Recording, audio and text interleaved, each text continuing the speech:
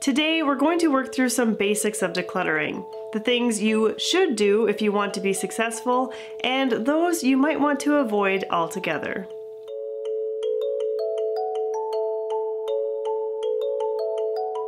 I think winter is probably the very best time of all to declutter. We are spending a lot more time indoors amongst all of our things. Life is moving along at maybe a bit of a slower pace, and we have more time to reflect. I've been living as a minimalist for over 6 years now, and I find that I'm still able to refine my perspective on stuff. Sure, the decluttering sessions aren't as large as they used to be, but they are still just as impactful. So if you're just starting out trying to live a more simple life or are feeling burdened by all of your belongings, I want to share some decluttering tips with you. Some I had to learn the hard way, and I don't want you to waste time or progress by making the same mistakes that I did. Others have really helped me to stay focused and committed to the process and allowed me to be successful with my efforts. I have them broken down as the do's and don'ts of decluttering. First things first, do understand what clutter actually is. If you're going to go through the work and effort of eliminating it, you need to realize why. This definition from Clutterers Anonymous really lays it all out there. Clutter is anything we don't need, want, or use that takes our time, energy, or space and destroys our serenity. The interesting thing is that nobody can identify your clutter for you. This is a personal reflection. So for example, if you enjoy having your walls covered in brightly colored, busy art pieces, and you feel that it brings you energy, but your friends say that it makes your space look cluttered, well, they don't get to decide. That artwork is not clutter for you. As long as you are honest with yourself about each item and don't make excuses to hold on to it all, you will be successful at decluttering. Don't hesitate to start. Here's the thing, if you're watching a video about decluttering tips, it probably means that you've already been giving this some thought, and maybe even recognize that there's something about your surroundings that doesn't feel quite right. For some people, one of the most difficult parts of any task is the starting. It can take 20 to 30% of our mental effort to just decide to get going. If you're finding yourself dragging your feet a bit, maybe scared that you don't have the perfect game plan in place or know what to do, it's time to recognize that there really never will be a perfect time. Remember that even those teeny tiny steps moving in the direction that you want to go are progress. So start taking those steps. But don't start out your decluttering process with a mindset of scarcity or fear. This is really one of the best pieces of advice that I can give someone who is just starting out with decluttering, because people who have a scarcity mindset really focus on lack and not what they already have. And so this will stir up feelings of anxiety, stress, even fear of letting go, causing them to really hold on to more, even things that have no particular use or value to them. The opposite of the scarcity mindset is one of abundance, and that is what I would encourage you to focus on. This is the feeling or realization that you have enough or more than enough. And thinking in this way will give you the confidence in your decision making, which will lead to greater success.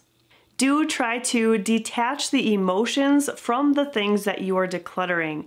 Be honest about what they really are.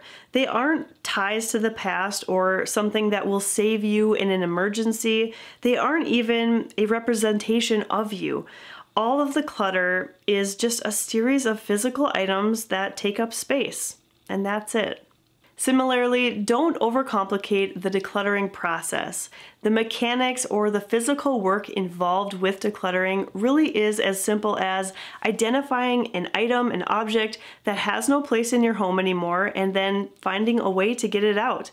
That might be throwing it in a trash can, giving it to someone, donating it, or even selling it. And it doesn't have to be any more complicated than that. Do practice various decluttering techniques. Some of the most fun I had when I was first starting out and learning how to declutter was when I played a bunch of different minimalism or decluttering games. In one, I set a 30-minute timer and walked around my house with a laundry basket, filling it with items that I knew I no longer wanted or needed. It was amazing to see that basket fill up and realize that it didn't actually take all that long to accomplish a good chunk of decluttering. There are so many different techniques and games to try. In fact, I did a video recently outlining some of the more popular ones, and I'll have that video linked down in the description box. I encourage you to go check that out and then try out some of these different approaches to see which you prefer. Don't declutter sentimental items first. As I just mentioned, there are a lot of opinions on decluttering steps and styles, and they don't always align with each other. But consistent through most approaches is that the sentimental stuff should be saved until more of a decluttering muscle and practice has been built up. It is honestly just too emotionally overwhelming to look through items that stir up a lot of memories. Instead, when starting out, I recommend that you do declutter trash, recyclables, or any obvious objects that you no longer have a use for or maybe never did. These easy wins will give you a healthy dose of confidence and help you realize that you can make decisions quickly and with precision. Speaking of decisions, don't be afraid to make a bad one. Remind yourself that if you let something go and then end up needing or wanting it again in the future, it's likely not to be a big deal. There's a minimalism concept called the 2020 rule, created by the minimalists Joshua Fields Milburn and Ryan Nicodemus. It says that if you can replace an item in 20 minutes or less for $20 or less, you should feel especially confident that you won't be making a misstep. Of course, not everything will fall into these metrics, but for a large variety of items, just asking these two simple questions about 20 minutes or $20 will help put away your fears of mistakes. Speaking of questions, do ask yourself a variety of them as you go about decluttering, especially if the 2020 rule doesn't settle your mind. The 9 main questions that have worked well for me are: do I use this regularly? Does this have a place to belong? Would I buy this again if I had a choice? Can this be used in multiple ways? Do I own something similar? Does this deserve space in my home? Will this stand the test of time?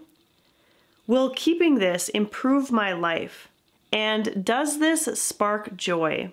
You can literally look at an item, hold it up, and run through this series of questions in a minute or two. And when you get done, if you've been honest with yourself with the answers, the choice at that point to declutter or not should be very clear. Don't overwhelm yourself. A common mistake that I see people make is when they pull out a lot of things from their closets or rooms as they go through their sorting. This can make it look like a huge disaster, like a tornado tore through there, which is going to cause extra feelings of stress, doubt, and ultimately stall you. Another way that people can overwhelm themselves in a decluttering process is by compounding the problem by not curbing the accumulation. If you're feeling burdened by your things, the last thing you need is more to deal with. It might be wise to actually stop any non-necessary shopping, at least for a time, while you go through and deal with what you already own. Do instead start with a small defined area. I usually suggest a drawer, cabinet, small nightstand or dresser, even a single shelf. The idea is that even if 100% of the contents in that space are taken out for a deep clean and subsequent decluttering and organizing, it won't stir up a giant mess. And bonus, it is a huge sense of accomplishment to actually finish decluttering a specific spot. Don't let those decluttered items hang around for too long. You might actually start to second guess your decisions and bring them back into the fold. I like to have a donation box at the ready, which I keep in the back of my vehicle. That way I can easily go to drop off my decluttered items without thinking twice. It would also be wise to have some knowledge of where various types of things can be donated or sold. For example, did you know that some outdated electronics can be turned in for cash? or that animal shelters will gladly accept used linens, knowing where certain items can go will definitely help to streamline the process. Don't assume that everyone else is on board with decluttering and start throwing away their things or giving them unsolicited advice. This is honestly one of my biggest mistakes and regrets when I first started learning more about minimalism and how to declutter properly. I was so excited about the prospects and how things were turning around in my life that I wanted to tell all of my friends and family members, and it maybe came off in a bit of an abrasive way. In the same way that the physical act of decluttering is personal and we all have our own techniques and styles that work best for us, so too is it a personal decision to decide to declutter. This cannot be forced upon someone. They need to make the decision for themselves, and they'll get there in time if they want to. Do instead lead by example. If you are the pioneer declutterer of your family or friend group, then you have the unique responsibility of showing the benefits of your actions. And this can be done without any words from you, until they come to you maybe asking for advice or help. Just be patient. And speaking of patience, do declutter at your own pace. There's no need to rush to go through all of your belongings in record time. Maybe a slower approach suits you best. Or you may need to get it done a little quicker because of a major life change. By the way, if you are facing a major life change and you do need to declutter more quickly, I actually have an entire video dedicated to this exact tip, which I think you might find helpful, and I'll link that in the description box as well. No matter your preferred pace, whether you want to go through decluttering more quickly or slowly, just know that this is another decision that only you are able to make. Don't spend too much time dwelling on the past or thinking too much about the future. Minimalism and the art of decluttering are all about cultivating for the life that you're living right now, in the present. For example, clothing in your closet that no longer fits or you don't anticipate wearing ever again does not belong to be there.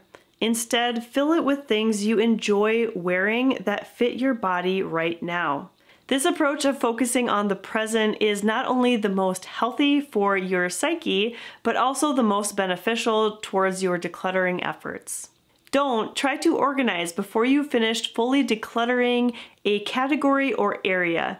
Doing so would be pointless, as you'd just be moving things around. People sometimes get confused thinking that organizing and decluttering go hand in hand, and to some degree I suppose that they do, but only in a very specific order.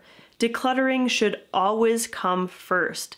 Once your items are down to a manageable level in a spot or space, you can organize them using systems that will help you keep it that way. Organizing too soon will really sabotage your efforts. It might actually cause you to miss things that should have been decluttered but weren't because they were neatly tucked away and out of sight. And that's another reason why I say don't rely on storage. It's really just a crutch.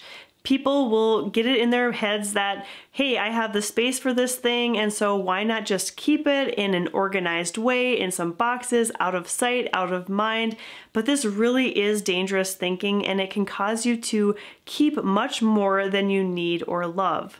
Those boxes will pile up one on top of the other. It's a never-ending cycle. What happens when the storage room is full? Will you continue saving until you find yourself paying for off-site storage? That's just ridiculous. I have a couple of very helpful videos about storage that I would like you to take a look at, especially if you've been guilty of keeping things around simply because you have the room to do so. Do test what it may feel like to live with less. Maybe you're really excited about the prospect of getting rid of clutter, but you're not sure how you or your family might respond to living more simply or more of a bare bones lifestyle. So there are a couple things that you can try to see if it's right for you. The first is to go around, collect anything you may deem as clutter, put it in a box or a bin, and then set it off to the side somewhere that's still accessible. Now, this is not not storing because you do have eviction papers ready to serve those things when the time comes. But you're going to commit to keeping the stuff in the box for a designated amount of time, maybe a month or two, and only retrieve something if you truly need it or miss it. At the end of the predetermined time, you can confidently donate or sell all of the contents of that box or bin. And voila, you just lived with less. Another slightly more dramatic way that you can test out a clutter-free space is what Michael Smith from the blog The Nester has called hushing a room. With one room, take everything out besides the absolute bare minimum furniture pieces. Then very slowly begin to add things back in. Take note of how the more simple space makes you feel. Is it too bare? Maybe you need to bring more back in. Does it feel right? This process can give you a new and fresh perspective on the space. Don't give up when things get tough.